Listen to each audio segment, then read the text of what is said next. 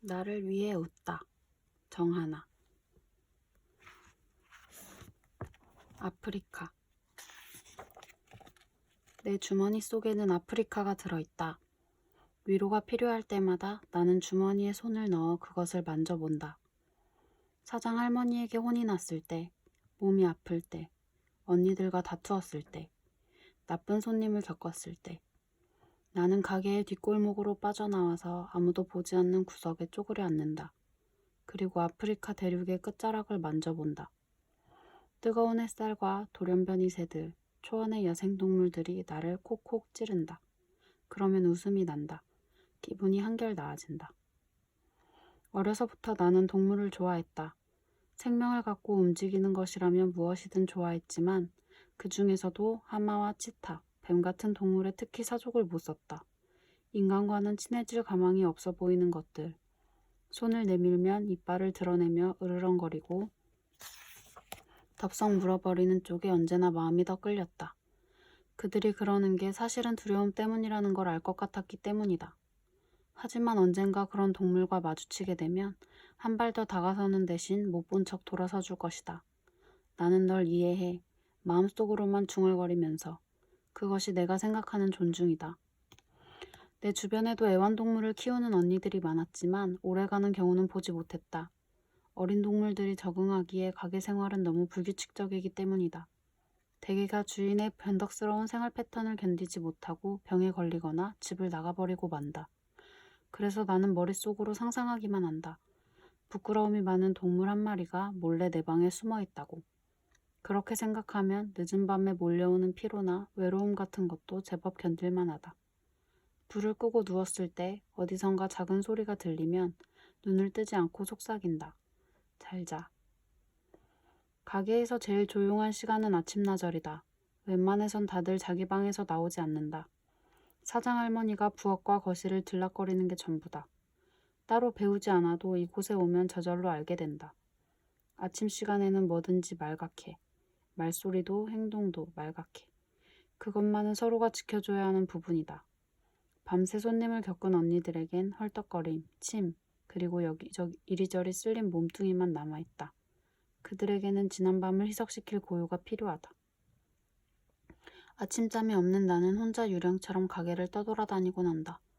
방문을 열면 언니들이 죽은 사람처럼 잠들어 있는 모습을 볼 수 있다. 언니들은 입을 벌리고 완전히 무방비 상태로 드러누워 있다. 낙천적인 아가씨들이라고 하지 않을 수 없다. 나는 언니들의 발치에 엎드려서 만화책을 읽는다. 나는 인생에서 대부분의 책을 여기에 와서 읽었다. 어렸을 때 내가 자란 곳은 책 같은 것을 읽기엔 문제가 많았다. 어머니는 나를 낳고 3, 4년쯤 후에 집을 떠나버렸다고 하니 그녀에 대한 기억은 조금도 갖고 있지 않다. 아버지는 한 달에 한두 번 음식과 인형을 들고 나를 찾아왔다. 조용히 귀를 기울이면 들리는 것이라곤 내 숨소리뿐인 집이었다.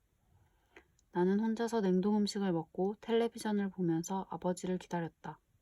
삿발트기가 될 정도로 현관문만 바라보던 날도 있었고 온종일 창밖으로 목을 내밀고 길거리를 내려다보던 날도 있었다. 내 기다림을 병에 담으면 수천 번도 더 그 색깔이 변하는 것을 볼 수 있었을 것이다. 나는 매번 아버지를 용서했다. 아버지는 내 존재를 보리에 둔 채 새 가정을 이루었고 그 후로 나를 등장시킬 타이밍을 영영 놓쳐버렸다. 우리 관계는 오랫동안 변하지 않았다. 아버지를 떠난 것은 11살이 되던 해였다.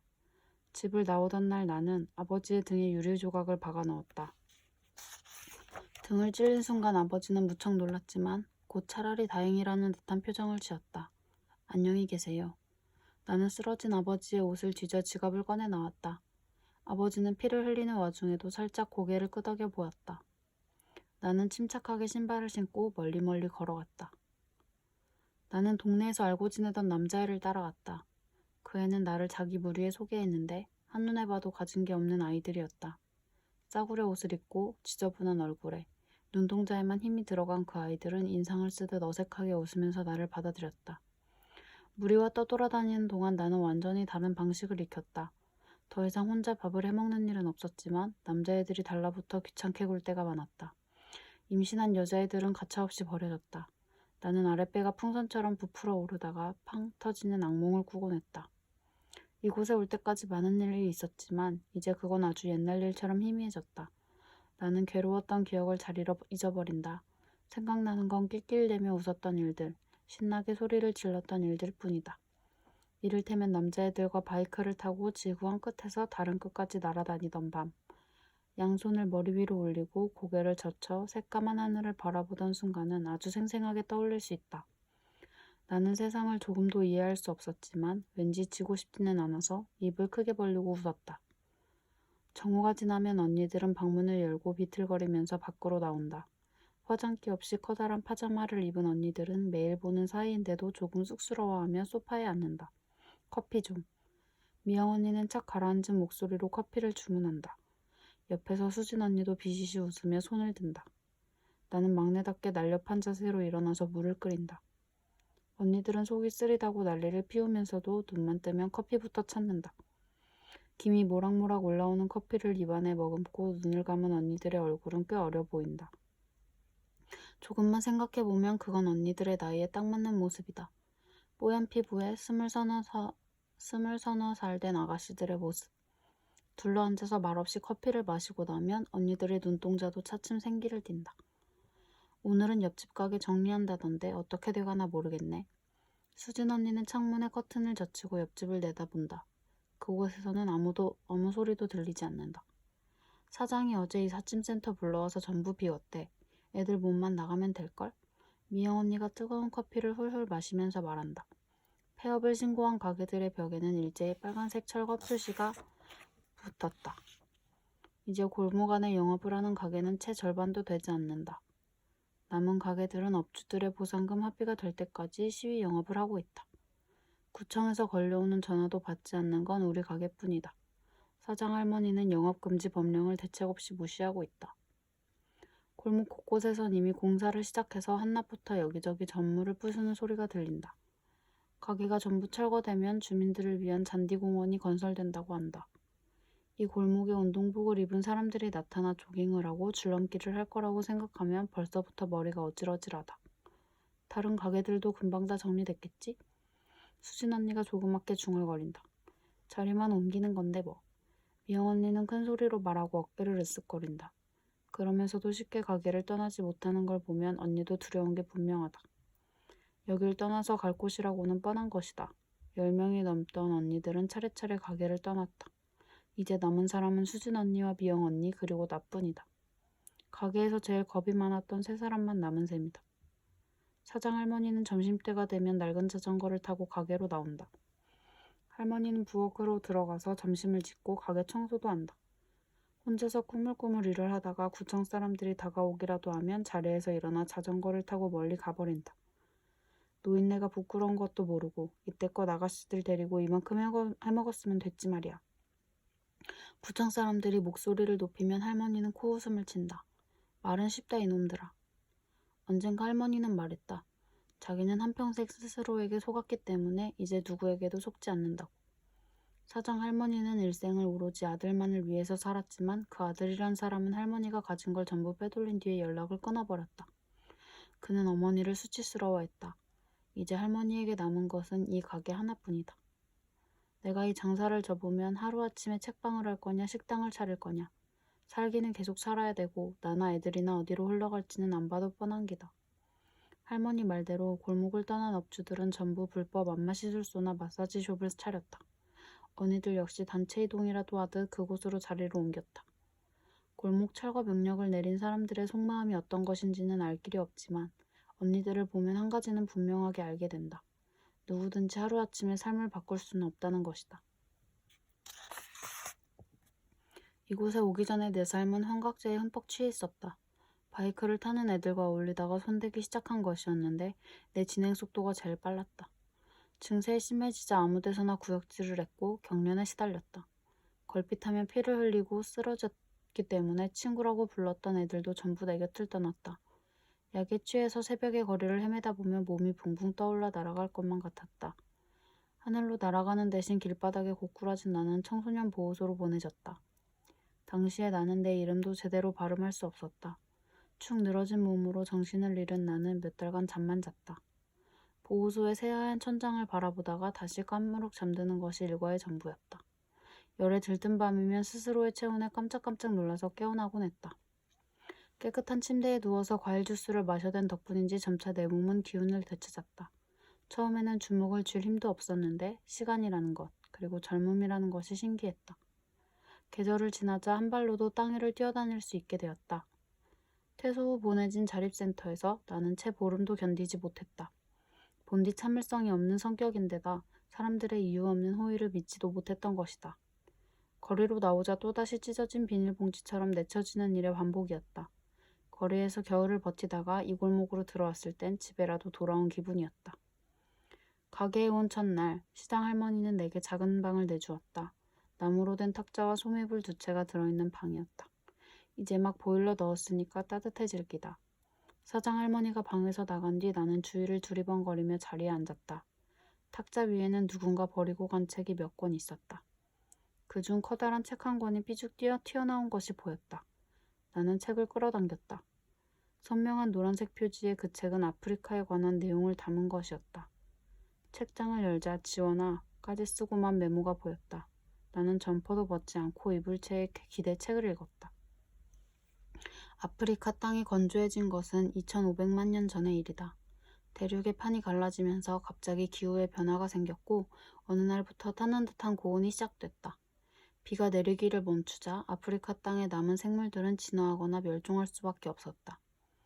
살아남기를 택한 동물들이 변화한 모습은 조금 우스꽝스럽고 조금 외로워 보였다. 나는 입안에 수증기가 고이도록 온종일 고개를 숙이고 사는 얼룩무늬 원숭이를 바라보았다. 곤란하기는 누구나 마찬가지구나. 점차 공기가 덮여지자 나는 옷을 벗고 바닥에 엎드렸다. 페이지마다 실린 정글과 사막, 사바나의 산맥의 사진은 실제처럼 생생했다. 나는 먼 하늘에서 찍은 아프리카 대륙의 모습을 바라보았다. 그 땅은 꼭 심장의 모양을 닮아 있었다. 가게의 불이 모두 환하게 켜지면 그때부터는 누구든지 안으로 들어와 시간을 보낼 수 있다. 언니들과 나는 홀에 나가서 앉아있기도 하고 거리에서 손님을 데려오기도 한다. 일한 만큼 돈을 벌기 때문에 수입은 각자 차이가 크다. 장사를 시작하기 전에 사장 할머니는 유난히 공들여 유리창을 닦는다. 할머니는 유리창이 더 깨끗하게 닦일수록 좋은 손님이 들어온다고 믿는다. 나는 수진 언니와 옥수수를 뜯어먹으며 사장 할머니가 뽀드득 유리창을 닦는 것을 바라본다. 골목의 가게들이 점점 비어가고 있으니 그것은 할머니로서도 얼마 남지 않은 의식이다. 행운을 부르는 의식이라면 나에게도 사장 할머니의 유리창처럼 매일 닦고 또 닦는 것이 하나 있다. 언젠가 옷가게를 차리는 상상을 하는 것이다. 부드러운 천으로 된 원피스와 티셔츠를 한가득 걸어놓고 그 사이를 걸어다니는 상상을 해본다. 입구에는 구슬로 엮은 모비를 걸어놓고 환한 조명도 곳곳에 달아둘 것이다. 가게의 평수, 인테리어, 벽지 색깔, 마네킹의 포즈까지 수도 없이 그림을 그려봐서 옷걸이 몇 개가 어디에 걸려야 하는지도 정확히 떠올릴 수 있다. 반복해서 그런 생각을 하다 보면 손님을 받는 일이 괴롭게만 느껴지지 않는다. 지금 하는 일이 아주 뜨거운 징검다리처럼 여겨진다. 맨발로 그것들을 딛고 가는 건 몹시 힘든 일이지만 다리라는 걸 잊지 않으면 된다. 저쪽 못에 닿을 때까지만이라고. 소리 왔네. 귀가 밝은 수진 언니가 가게 구석에서 보지도 않고 중얼거린다. 과연 조금씩 음악 소리가 가까워진다. 나는 자리에서 벌떡 일어나 길끝을 바라본다. 멀리서부터 흔들흔들 리어카를 끌고 오는 솔이 보인다. 각설이 엿장수인 솔은 일주일에 3번씩 이 골목에 온다. 그의 과거를 정확하게 아는 사람은 없지만 그의 체격을 보면 대부분 왕년에 건달짓을 했겠군 추측하게 된다. 피부색이 어두운 데다 작은 눈이 길게 찢어져서 더욱 그렇게 보이는 것이다. 솔은 예술적인 화장을 하고 각설이 춤을 춘다. 하늘색 물감으로 그린 탱글탱글한 콧물들이 진짜처럼 실감난다. 그 큰 어깨를 이리저리 움직이면 찢어진 천 조각들이 같이 흔들린다. 나는 지칠 때마다 유리창에 기대고 그 춤을 한없이 바라본다. 현란한 몸짓에 정신을 팔다가 돌아서면 공터처럼 마음이 텅 비어버린다. 쓸데없이 복잡한 것보다는 그 편이 확실히 낫다. 눈이 마주치면 그는 내게 윙크를 해준다. 솔은 커다란 구형 카세트를 리어카에 신고 골목 사이를 누빈다. 그의 음악은 가게 안에서도 다 들릴 만큼 시끄럽지만 사장 할머니는 그게 장사에 도움이 된다고 별 저지를 하지 않는다. 그 요란한 트로트 메들리들을 듣고 있으면 시간이 빠르고 단순하게 흐른다. 그나마 수울이 있어서 골목의 빈자리가 메워지는 느낌이다. 엿을 녹여 먹으며 사랑의 트위스트 같은 노래에 다리를 까딱거리고 있으면 손님도 금세 더 많이 찾아온다. 찾아오는 손님 중엔 오래된 단골도 있다. 화물차 운전을 하는 40대의 카드 아저씨는 내가 이 일을 시작한 초기에 만난 손님이다. 무슨 의리 같은 것인지 이후로는 매번 나를 찾아오는데 횟수는 꼭 3개월에 한 번이다. 올 때마다 화대를 3개월 할부로 끊고 가기 때문이다. 조금만 더 있자. 추가 금액을 감당할 수도 없으면서 그는 언제나 나를 붙든다. 걸핏하면 술을 먹이려고 해서 조심하지 않으면 같이 취해버리고 만다. 그는 자기가 노총각이라고 했다가 아내가 있다고 했다가 러시아의 아내를 구하러 간다고 거짓말을 늘어놓는다. 그는 가끔 온 힘을 다해서 내 목을 그러잡지만 이내 힘없이 손을 떨어뜨려 버리고 만다. 방에서 나오면 아저씨는 그 커다란 손으로 카드 전표에 꼼꼼히 사인을 한다. 반복적으로 그 사인을 보지만 매번 나는 그의 이름을 잊어버리고 만다.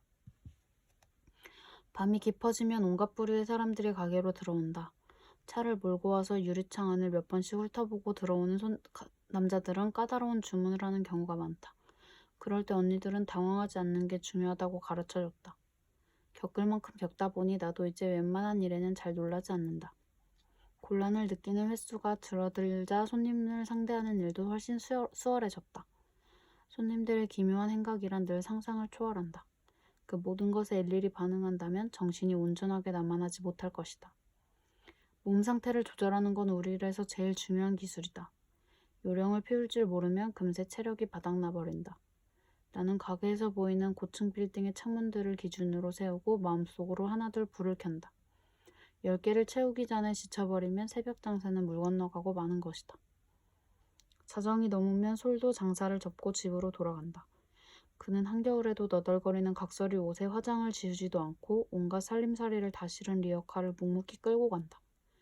집으로 돌아갈 때 그는 카세트의 음악을 바꿔 트는데 물결 같은 목소리의 여자들이 부르는 오페라 음악이다. 그는 언젠가 내게도 그 음악의 제목을 가르쳐 주었다. 부디 바람이 잠잠하기를. 길에 끌리는 각설이의 누더기 옷과 오페라 아리아는 묘한 조합을 이뤄서 길을 가던 사람들도 멈추어 서서 리어카의 행보를 한참 동안 바라보곤 한다. 소리 떠나고 맞는 새벽 2, 3시경이 내게는 하루 중 가장 견디기 힘든 시간이다. 그 시간에 하늘은 깊은 바닷속의 색깔 같아서 가만히 바라보고 있으면 호흡이 가빠온다. 길 건너에 있는 아파트의 불빛도 모두 꺼지고 창문에 서는 사람들의 잠든 숨소리가 새어나온다. 그때의 풍경을 선명한 정신으로 바라보는 것은 괴로운 일이다. 세상에 일원이 아닌 것만 같은 기분. 언제까지나 거기에 속할 수 없을 것 같은 불안함이 나를 짓누른다. 그즈음 들어오는 손님들은 대개 술에 취해서 몸을 가누지도 못하는 경우가 많다. 이미 반복된 동작에 지친 나와 언니들은 소리 없이 그들과 함께 방으로 들어간다. 그들은 지탱하기 위해서, 거부하지 않기 위해서, 시작한 일들을 끝마치기 위해서. 다른 사람들이 살아가는 방식에 대해서라면 나는 아는 것이 조금도 없다. 그들의 절망이 어떤 모양일지 짐작도 할 수 없는 것이다. 내가 아는 것은 물개처럼 젖은 눈을 한 언니들이 내뿜는 희뿌연 담배 연기. 남자들이 끝도 없이 밀고 들어오는 새벽. 죽고 싶을 때마다 대신 바라보려고 손모가를 그려놓은 빨간 점선 같은 것뿐이다. 가끔 주머니에 손을 넣어 아프리카 한 구석을 만져본다. 순간순간을 넘기면 하루가 지나간다. 의미도 목적도 없지만 내 몫의 하루도 공평하게 지나가는 것이다. 기억하시는 대로 말씀해보세요. 아나운서의 말에 여자는 눈을 깜빡이기만 했다. 화면 속에 그 여자는 은은한 회분홍색의 스웨터를 입고 있었는데 나는 꼭 어디선가 그 옷을 본 것만 같아서 간질간질한 기분을 느꼈다. 그날 아침부터 비가 내렸고 나는 일찌감치 눈을 떠서 잠을 이루지 못하고 있었다. 나는 고개를 돌려 새벽에 비운 휴지통을 빤히 바라보다가 자리에서 일어났다. 화장실로 가서 휴지통을 세제 거품으로 몇 번씩 흔들어 닫고 그런 뒤에 세비네를 씌워 방으로 가져왔다. 그것은 내가 틈이 날 때마다 해대는 일이었다. 나는 바깥의 빗소리가 들리도록 창문을 조금 열었다. 그리고 아무 생각 없이 앉아있다가 텔레비전을 켰던 것이다.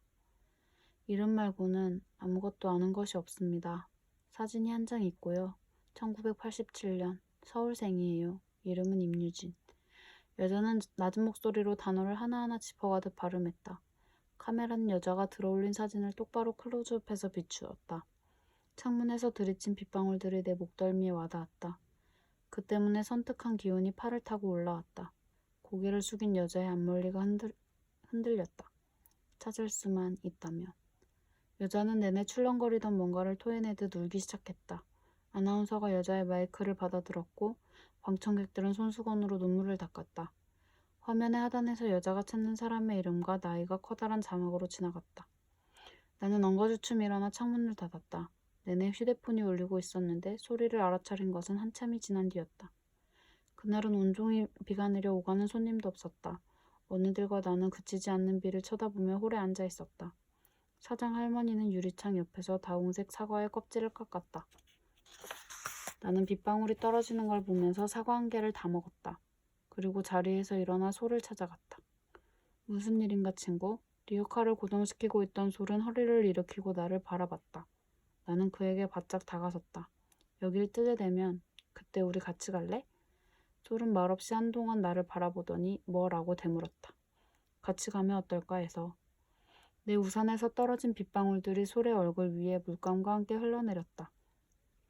그의 눈썹이 부드럽게 휘어졌다. 미안해, 난 팀플레이는 믿지 않아. 솔은 살며시 내 손을 잡았다가 이내 놓아주었다. 바람이 강하게 불어서 나뭇잎들이 휘청휘청 파도처럼 움직였다. 그 밤 내내 유난히 발이 시렸다. 이불 속으로 뜨거운 아랫목으로 발을 들이밀어도 냉기가 가시지 않았다. 나는 식은땀을 흘리며 온몸을 뒤틀다가 결국 두 손으로 발을 움켜쥐고 겨우 잠이 들었다. 나는 밤새 동그란 공이 되어서 정신없이 언덕을 굴러가는 꿈을 꾸었다. 아침이 되자 손과 발이 말랑말랑해져 있었다. 여기서 뭐해? 한참 찾았잖아. 가게 뒷골목에 앉아있는 나를 본 수진 언니가 소리를 지른다. 나는 재빨리 주머니에 손을 넣는다. 뭐야? 언니는 가까이 와서 내가 손을 감추는 모양새를 내려다본다. 아무것도 아니야. 오늘 가게 전부 일찍 문 닫는데 손님도 없고 업주들 회의한다고. 우산을 쓴 언니가 옆에 와서 쪼그려 앉더니 작은 소리로 묻는다. 무슨 고민 있어? 아니. 요 며칠 계속 이상한데 가게 일 때문에 걱정돼서 그러는 거 아니야? 아니야. 언니는 수상한 눈길을 보낸다. 나는 언니를 일으켜 세워 집으로 향한다. 골목은 온통 새카맣고 조용하기만 하다. 한때 이곳에 가득했던 사람들은 더 어두운 곳으로 숨어들어서 이제 흔적도 찾을 수 없게 되었다. 텅 빈 유리창에 까만 골목길이 비친다. 다들 우리만 두고 여행을 간 것 같아. 내 말에 수진 언니는 우울하게 웃는다. 미영 언니는 부엌에서 전골을 끓이고 있다. 냄비 속에서 당근, 표고버섯, 쑥갓, 숙주나물이 동그랗게 원을 이루며 보글보글 끓는다. 나는 언니들과 나란히 앉는다. 수진 언니가 가져온 맥주를 마시고 쇠고기를 건져 먹고 국자로 국물을 퍼서 밥에 부어 먹는다. 창밖에서는 계속 비가 내린다. 비가 안 그쳤으면 좋겠다. 수진 언니가 말한다. 노아의 홍수처럼? 응. 미영 언니가 수진 언니를 돌아본다. 우리는 아마 당시에도 방주에 안 태워줬을걸? 입을 꾹 다문 수진 언니를 보고 미영 언니는 웃으면서 맥주를 따라준다. 그래도 끝까지 제일 열심히 허우적거렸을 거야. 가라앉지 않으려고. 언니들은 고개를 끄덕이면서 담뱃불을 붙인다. 따뜻한 것을 먹은 뒤라 졸음이 온다. 허리를 벽에 대고 눈을 감자 시야에 희미하게 분홍빛이 차오른다. 수천 마리의 홍학대가 줄지어선 아프리카의 호숫빛, 그리고 그 여자의 스웨터빛. 미안해. 여자는 떨리는 목소리로 말했다. 너를 두고 가서 미안해. 여자는 얼굴을 일그러뜨리며 눈물을 흘렸다. 남편과 아들, 딸이 나와서 그녀를 부축하려고 했지만 여자는 그들의 팔을 밀어낸다. 여자는 숨을 가누려고 애쓰며 몸을 떨었다. 그 어깨가 마이크에 부딪혀 자꾸 바람이 부는 것 같은 소리가 났다. 흐느끼는 여자의 울음소리가 이명처럼 귀에서 윙윙거린다. 수진 언니는 부엌에 가서 술을 더 가져온다. 오래전 환각제에 취해서 바라봤던 높고 낮은 불빛들이 떠오른다. 그때 그 빛은 늘 멀고 희미하게 보였다. 나는 주머니 속의 아프리카를 만지고 또 만진다. 얘가 또 딴청이네. 수진 언니가 손으로 내 머리를 콩 박는다. 미영 언니는 자리에서 일어나 음정도 안 맞는 노래를 부르고 있다. 나는 미영 언니를 끌어안는다. 축축하고 달콤한 냄새가 난다. 징그럽게 얘는. 나는 밀어내는 언니의 가슴에 더욱 꽉 달라붙는다. 눈을 뜨자 이른 아침이다. 잠에서 깬 나는 방금 전 들은 소리 때문에 주위를 두리번거린다. 언니들은 이불도 없이 자고 있다. 나는 바닥에 어질러진 것들을 발로 슬슬 밀어내면서 바깥으로 나간다. 새벽까지 내린 비는 이제 다 그쳐 고여있던 물방울만 떨어지고 있다. 후덥지근한 공기가 느껴진다. 문 밖에서 사람들이 큰 소리로 떠들어대는 소리, 어수선하게 오가는 소리가 들린다. 나는 고개를 살짝 내밀고 대문 밖을 본다. 좁은 골목을 서성거리는 사람들이 눈에 들어온다. 그들은 골목 안으로 포크레인을 밀어넣으려고 씨름을 하고 있다. 지휘자가 손짓을 하고 운전대에 앉은 남자는 그에 따라 방향을 틀면서 조금씩 들어오고 나가기를 반복한다. 포크레인이 움직일 때마다 땅이 미세하게 흔들린다. 다른 가게 언니들도 모여서 그 풍경을 멀거니 구경하고 있다. 잠옷 바지에 슬리퍼를 신고 헝클어진 머리를 동여맨 여자들. 나는 다소 신기한 듯 그들을 바라본다. 그들의 표정은 곧 무너지는 것들, 무너뜨리려 밀고 들어온 것들에 별 감흥도 없이 담담하다. 이런 일은 지금껏 일어나 왔으며 앞으로도 일어날 것이다. 그 사실을 잘 아는 사람들의 눈빛이다. 그럼에도 그 눈빛은 체념이나 공포를 담지 않았다. 팔짱을 낀 그들은 자기들끼리 무슨 농담인가를 주고받은 뒤에 픽 웃으며 안으로 들어간다. 사장 할머니는 올 시간이 한참 지났는데도 오지 않는다. 미영 언니와 나는 엉망이 된 거실을 대충 정리하고 좀 더 할머니를 기다린다. 할머니는 오지 않는다. 목욕탕이나 갈까? 벌떡 일어난 미영 언니가 목욕 바구니를 챙기고 나선다. 수진 언니는 잠에서 덜 깨 눈도 뜨지 못하는데 미영 언니는 그런 수진 언니를 위해서 자꾸 밀어낸다.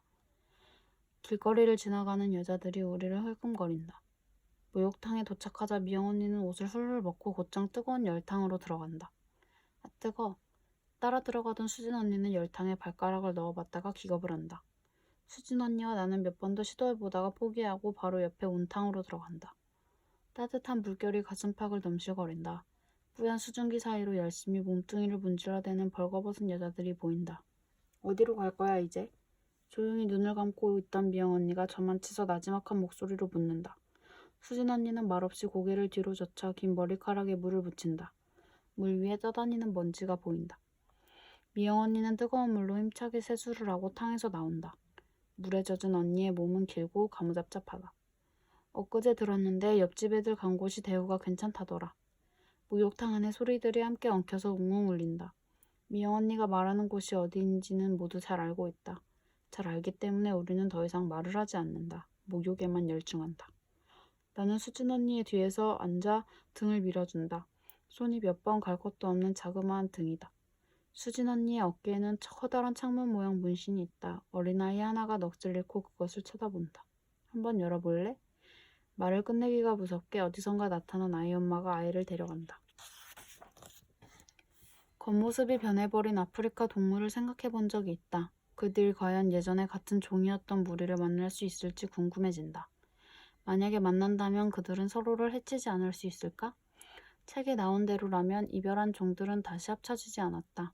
하지만 거기에 구구절절한 사연 같은 것은 없다. 아프리카 동물들은 독자적으로 살아남았고 그것이 그들의 바랄 전부였기 때문이다.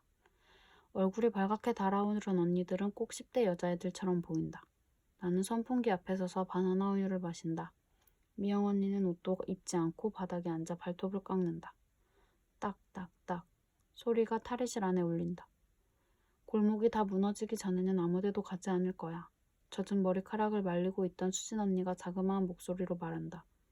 계획이 생길 때까진 여기 있을 거야. 지금은 달리 갈 데도 없잖아. 로션을 바르고 가방에 손을 넣어본 나는 흠칫 놀란다. 그 안이 물기로 흥건하다. 목욕 바구니에서 흐른 물 때문에 수첩은 전부 다 젖고 말았다. 얇은 종이들은 손으로 만지자마자 죽처럼 흐물흐물 녹아버리고 만다. 펜으로 적어놓은 것들도 넓게 번져버려서 알아볼 수 없다. 나는 물이 떡뚝 떨어지는 수첩을 한참 바라보다가 휴지통에 던져놓는다. 목욕탕 밖으로 나오자 햇살이 생생하게 팔뚝에 와닿는다. 언니들과 나는 처음 보는 나무 밑을 지나간다. 가지가 울퉁불퉁하고 고르지 못해서 어지간히 보기 흉한 나무다. 바람이 불자 못생긴 잎사귀들이 소리를 내며 흔들린다. 속옷 사러 가야겠다. 미영 언니가 불쑥 중얼거린다. 어떤 걸로? 그냥 속옷이면 돼. 햇살이 주위의 사물을 뜨겁게 비춘다. 세상 모든 것이 한층 더 선명해진다. 어디선가 길게 새우는 소리가 들린다. 우리는 돌아보지 않고 총총히 걸음을 옮긴다. 나는 주머니 속 깊숙이 두 손을 넣는다.